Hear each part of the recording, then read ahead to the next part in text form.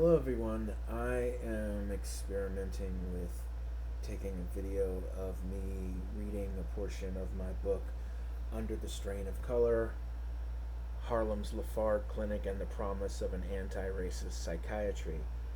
I wanted to read a portion from um, chapter 3, which is titled Between the Sewer and the Church, The Emergence of the Lafargue Clinic. Especially around the portion that touches upon the Harlem context in the 1940s, in the midst of World War II, on the eve. This is obviously prior to the founding of the clinic in 1946, in March 1946. And it's just wanted to share this section that really captures the context, the kind of firecracker, actually tinderbox context of Harlem during World War II, and how that situation actually, in many ways, the Lafargue Clinic was responding to that context. Harlem's paradoxical status as both Mecca and ghetto intensified with the onset of World War II.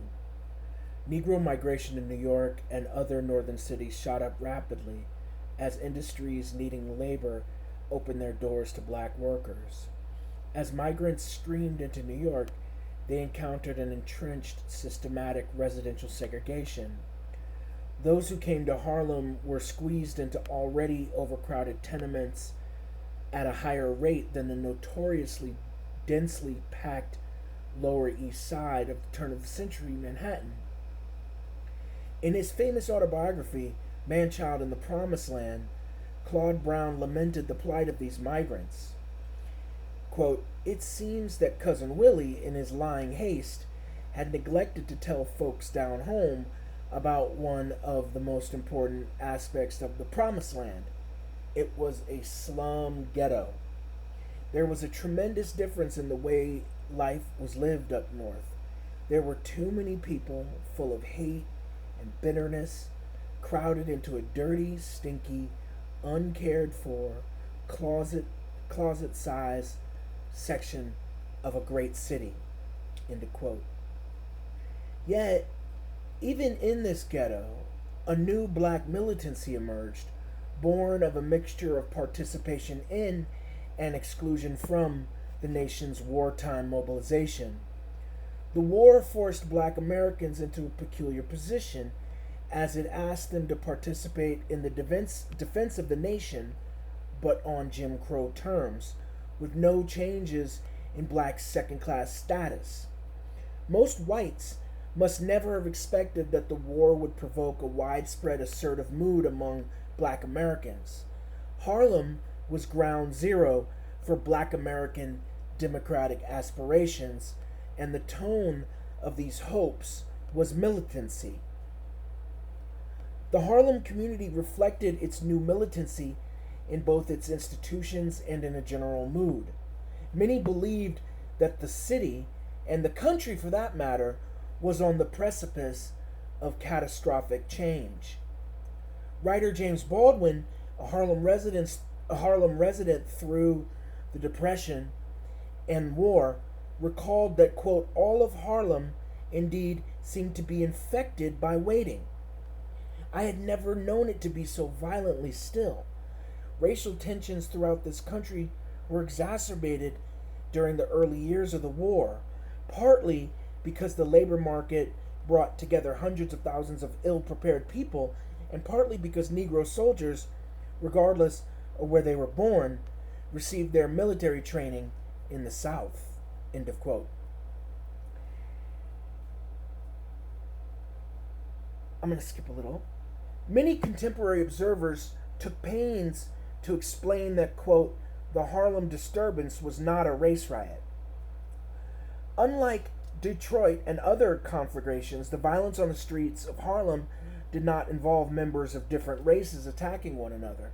Rather, as Richard Wright told one reporter the day after the outburst, the riot seemed to be a response to the wartime, quote, economic pinch. with the rioters turning their ire against property rather than persons.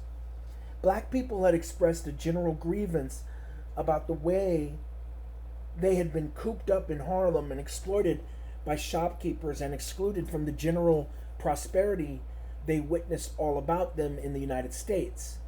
While the origins of the Harlem riot seemed to lie in the economic order of things, the outburst was for many a harbinger of more chaos, perhaps a race war to come.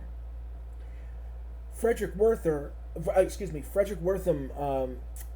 the co-founder and director of the Lafargue Clinic, Frederick Wortham predicted that unless something was done to address the hostile atmosphere created by Jim Crow in the North, New York City might see an unprecedented explosion of violence in the streets. He argued that Northern racism, quote, half concealed and generally insidious, produced psychological conflicts distinct from those engendered by stark Southern white supremacy. He explained that African Americans, uprooted from the South and encountering Northern society, inevitably experienced various forms of alienation. Many black patients he encountered were what he called, quote, mental DPs, displaced persons. Wortham used the language in the air during the World War II years, likening black migrants to the war's roaming refugees in Europe, DPs, displaced persons. Blacks, too, were experiencing the traumatic effects of loss, dispossession, and instability. Wortham was not the only person who adopted the term DP in reference to Southern-born black migrants in New York City. In his essay, Harlem is Nowhere, Ralph Ellison, famous for his novel Invisible Man, in his essay Harlem is Nowhere, Ralph Ellison referred to blacks in early post-World War II America as, quote, displaced persons of American democracy. Ellison's and Wortham's appropriation of the term represented a call to Americans to consider migrating black Americans as part of a global phenomenon unleashed by the Second World War.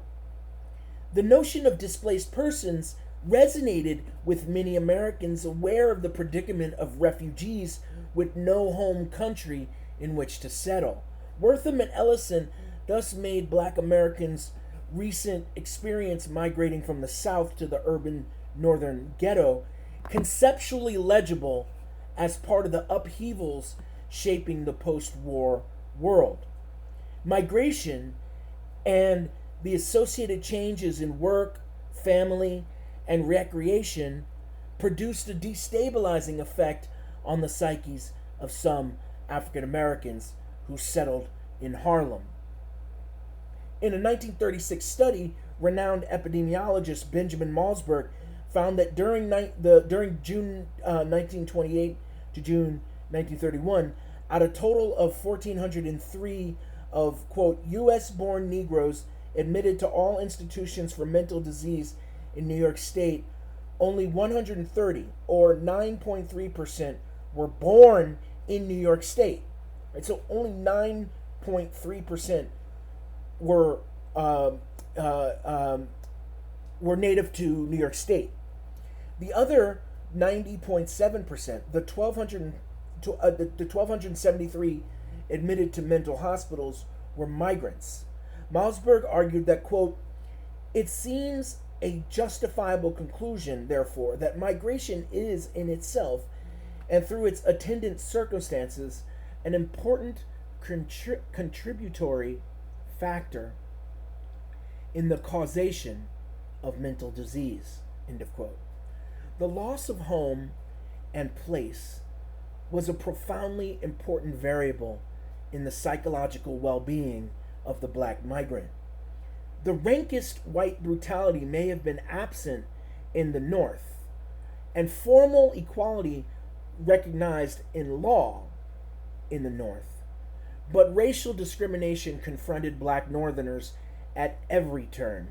Such contradictions, Ellison argued, left, quote, even the most balanced Negro open to anxiety.